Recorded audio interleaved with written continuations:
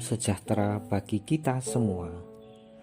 Saudara-saudara, hari ini saya akan membacakan renungan Monsinyur Hadi Sumarto Okarem, Uskup Emeritus Keuskupan Manokwari Sorong dan Keuskupan Malang.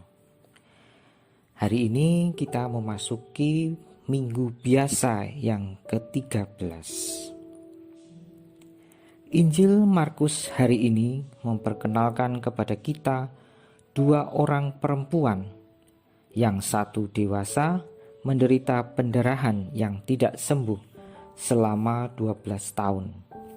Yang lain anak remaja berumur 12 tahun yang sakit dan mati. Menurut perasaan orang Yahudi di zaman itu, seseorang yang menyentuh darah atau mayat dianggap tidak murni, kotor, najis. Darah dan mayat merupakan faktor pemisah antar sesama dan masyarakat. Demikianlah kedua perempuan itu terpisah dari masyarakat. Sekarang marilah dalam perayaan Ekaristi kita mendengarkan sabda Allah dan berusaha memahami pesan yang disampaikannya kepada kita.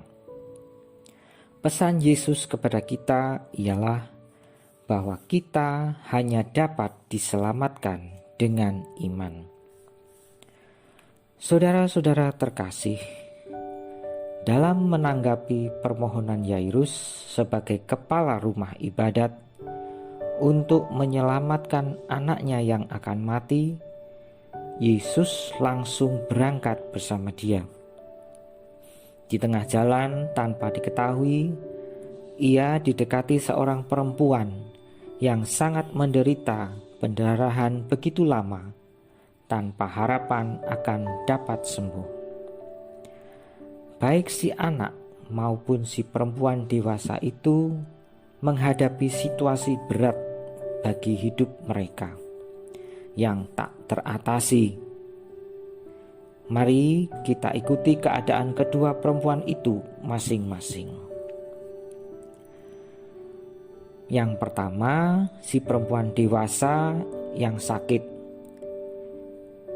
Mendengar kata-kata orang-orang tentang Yesus, maka timbullah harapan dan keyakinannya. Bila aku dapat menjamah jubahnya saja, aku akan sembuh. Ternyata ketika ia melakukannya tanpa dilihat oleh Yesus, ia pun disembuhkan.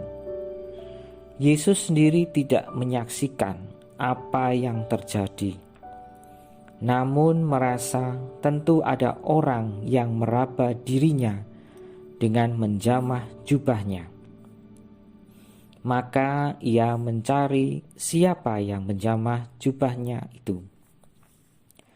Si perempuan itu sadar bahwa dirinya disembuhkan, tetapi ia juga sadar bahwa ia menghadapi situasi yang sangat sulit baginya. Mengapa? Karena setiap orang yang dianggap najis, tidak murni atau kotor, bila memasuki kelompok orang, dianggap mengotori atau mencemarkan orang-orang lain. Dan melanggar hukum itu bisa berakibat dilempari dengan pelemparan batu. Maka dengan takut dan gemetar, perempuan itu datang tersungkur di depan Yesus dan mengakui apa yang telah dilakukannya. Betapa gembira hatinya ketika Yesus berkata, "Hai anakku, imanmu telah menyelamatkan engkau. Pergilah dengan selamat dan sembuhlah dari penyakitmu." Kata-kata Yesus itu sangat mendalam maknanya. Anakku, Yesus tidak membeda-bedakan siapapun. Semua orang dianggap sebagai anaknya. Apa yang dirindukan penuh harapan ternyata menjadi kenyataan. Yesus tidak akan mengadakan mujizat penyembuhan itu apabila si perempuan itu tidak menyertai permohonan batinnya dengan iman. Dan yang sekarang yang bagian yang kedua adalah si anak perempuan remaja yang sakit dan dilaporkan oleh bapaknya Yairus. Anak perempuan ini diberitakan sudah mati. Kesimpulannya ialah bahwa Yesus tidak perlu datang kepada anak itu. Kematian sudah berada di luar kuasa manusia. Tetapi Yesus tidak menghiraukan berita itu, dan ia berkata kepada Yairus, yang sudah menyaksikan penyembuhan si perempuan yang menderita pendarahan, "Jangan takut, percayalah saja." Hanya Petrus, Yakobus, dan Yohanes yang boleh mengikuti Yesus. Ketika dilihatnya orang-orang menangis dan meratap karena anak itu sudah mati, Yesus berkata, "Mengapa kamu ribut dan menangis? Anak itu tidak mati, tetapi tidur." Sebagai reaksi terhadap ucapan Yesus itu, mereka tertawa. Hal ini bisa dimengerti sebab orang itu tahu perbedaan antara orang yang tidur dan orang yang mati. Tetapi mereka tidak mampu untuk percaya bahwa tidak ada yang mustahil bagi Allah. Juga bagi mereka maut atau kematian adalah rintangan, hambatan, batas yang tidak dapat dilampaui atau diatasi manusia. Ternyata kata-kata Yesus mengandung makna yang sangat mendalam. Hanya dengan 3 muridnya dan dengan orang tua si anak, Yesus memasuki ke kamar si anak itu. Yesus memegang tangan anak itu seraya berkata, "Talita kum." Anak itu bangkit, berdiri dan berjalan. Betapa hebat reaksi semua yang hadir. Yesus minta supaya semuanya tetap tenang, dan ia minta supaya si anak diberi makan.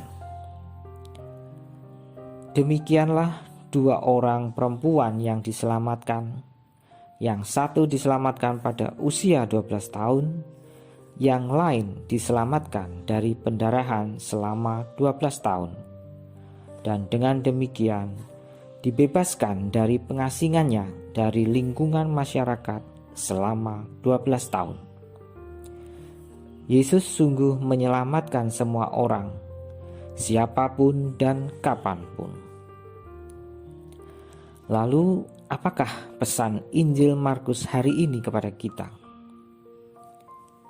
Yesus mampu dan mau menyelamatkan semua orang di mana dan kapanpun.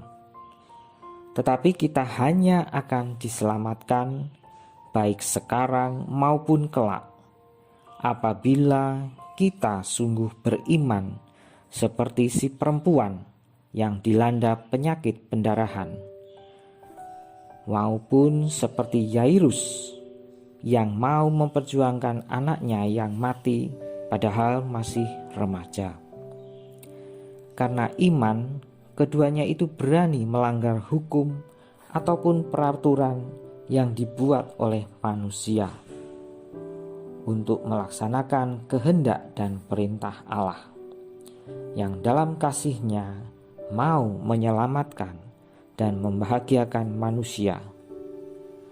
Kita sebagai umat beriman diingatkan bahwa perintah Allah mengatasi segalanya untuk berani melaksanakan hukum Allah.